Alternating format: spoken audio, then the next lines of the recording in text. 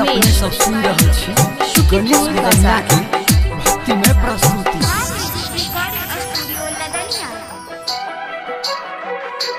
किया दुख देख हमरा छोड़ दिलही गे, किया दुख देख हमरा छोड़ दिलही गे, कोना भूल गेलही गे मैं। किया दुख देख हमरा छोड़ दिलही गे, कोना भूल गेलही गे मैं।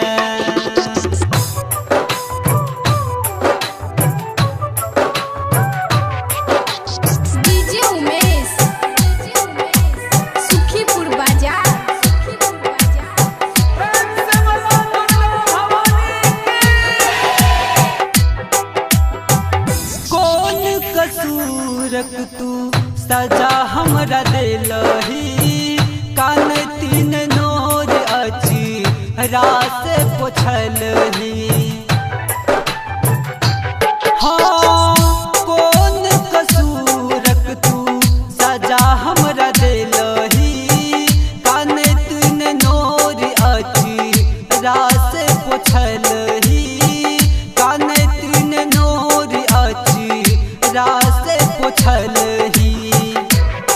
दया कनियो नहीं हमरा पर केलही गे, दया कनियो नहीं हमरा पर केलही गे, किया दुख दिलही गे मैं।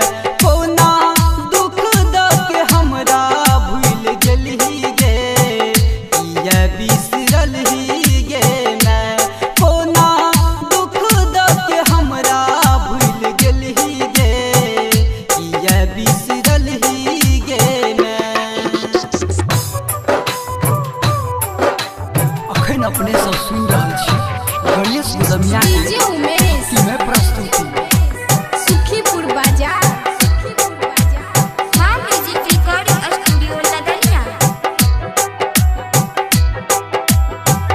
सब दिन मैया तोहर चरण पूजलियो, तोरे पर मैया हमहू असिरा लगेलियो।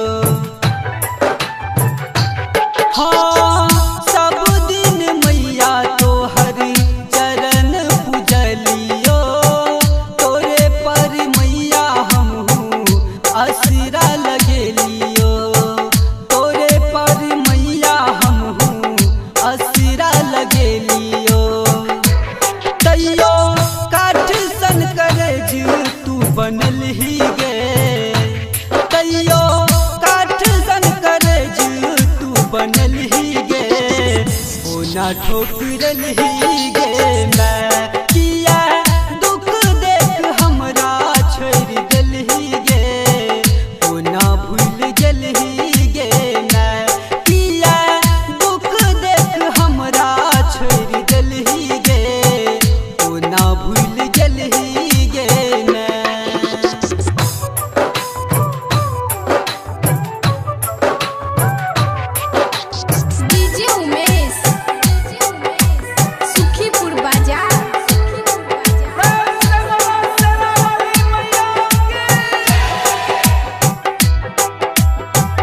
दुख के पहाड़ आबू सहल न जाई छो, घुटक घुटक के माँ बेटा जीवै छो।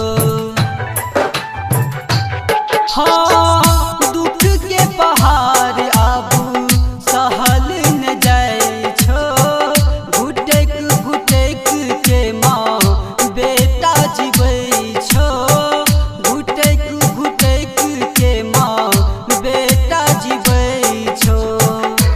सबके भाग माँ तू ही तो बनलही गे, सबके भाग माँ तू ही तो बनलही गे, किया बिसरलही गे मैं। कोना दुख द के हमरा भूल गेलही गे, किया बिसरलही गे मैं। किया दुख द के हमरा भूल गेलही गे, किया बिसरलही गे मैं।